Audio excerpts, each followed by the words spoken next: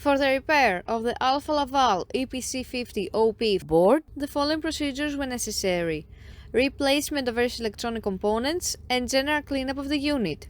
For testing, we add a 24-volt DC power supply. As soon as we turn it on, the unit reacts and the screen lights up.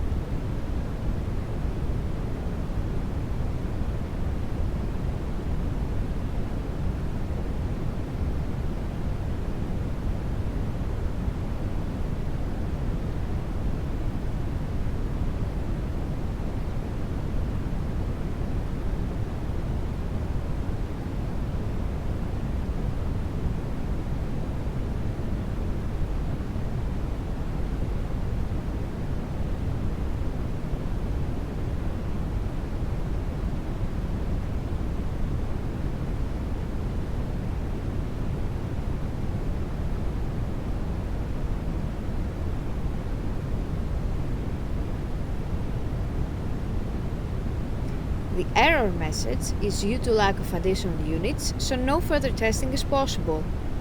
It is now clear that the board is working successfully and is ready to be delivered to the customer.